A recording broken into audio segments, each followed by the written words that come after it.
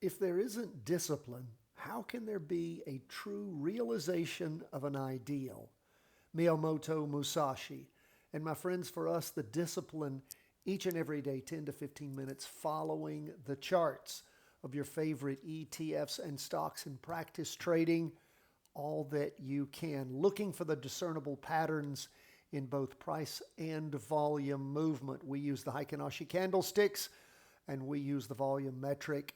And of course, we're always paying close attention to this black line that shows us the average volume and whether we're hitting it in all three of our different time frames, both the 195-minute, which is actually a true half day. It's not 4 hours. Market's not open 8 hours a day from 9:30 until 4. 195-minute chart, half day.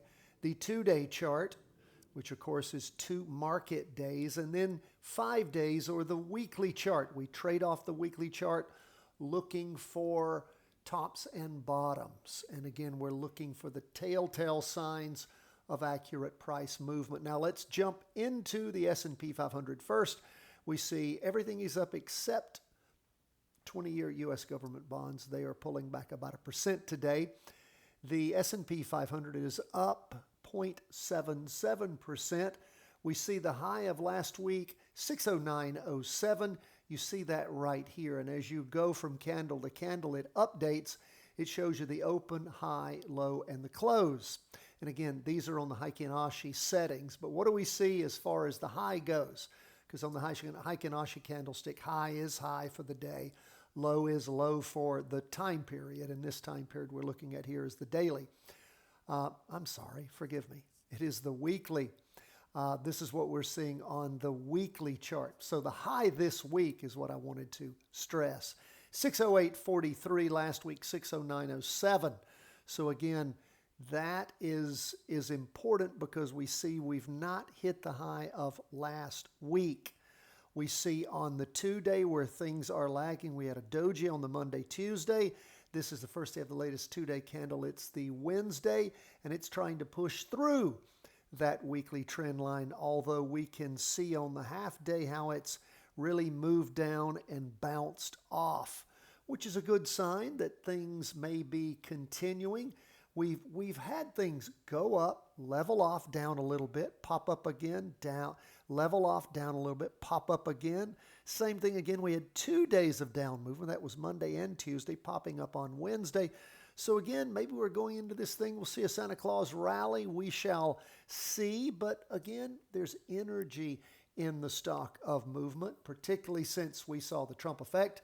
After President Trump won re-election, we saw things bump up strong on Wednesday, and then they've surged back and forth a little bit, but again, keep going up. Now look at the NASDAQ. Last week, we saw the NASDAQ high, 526.72. This week, 530.61. So again, the tech stocks are booming. Nice volume on the latest 2-day candle that completed. That was the Monday, Tuesday. You notice the volume was red. Doesn't mean it was negative volume. The reason we have it set up the way we do is that it shows us that the market opened lower on the new candle than the prior close. That's all that means. When you see a green, it means it opened higher than the prior close. It's all that telling us, but we did see increased volume, which is great. On this one, we look like we're halfway there or more on the first day of the latest 2-day candle, and you can see the last 3 half-day candles above average volume. We go back to Tuesday morning, that was average volume even. So again, things looking nice as hitting a higher high, 1.79% for the day. Let's look at bonds. Now bonds had, and again, I told you I was not excited about jumping into bonds because we didn't have an interim low with average or higher than average volume. Nor did we have a turnaround with a green spinning top, which is what I like. That's the telltale sign of a potentially successful move. We didn't have that either. Simply had a green up candle and didn't have even average or above average volume. So it doesn't surprise me. It went up some and now is lacking, down 0.95%. We can see where things started moving down actually on Friday afternoon. then really heated up in the down move on Monday, pouring over, going down Monday, Tuesday, and even further Wednesday. What about gold? Well, gold looks like it's gotten some energy, up 0.95% again. That started as bonds started going down, gold started going up. And we see up big on Monday morning, up again on Tuesday, up again on Wednesday, almost 1% today, 0.95%, the exact opposite of what 20-year U.S. government bonds went down by 0.95%. So again, maybe gold is going to take off with a little more fire. What about Bitcoin? Bitcoin pumping up today, 5.21% after 2 days of down movement, pushing through the weekly trend line on the half day and on the 2 day, still below it. So again, we do have a green up candle for the week, not reaching the high of last week.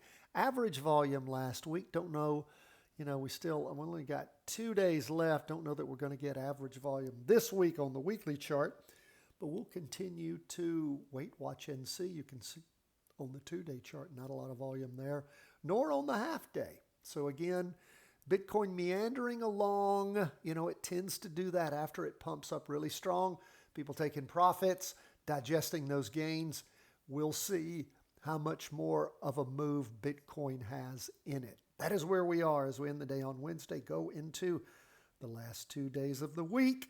God bless my friends. All the best from the whole team at Charting Wealth World Headquarters and Patreon members. We published last night for you early access to charting cryptos, commodities, and currencies. God bless everyone.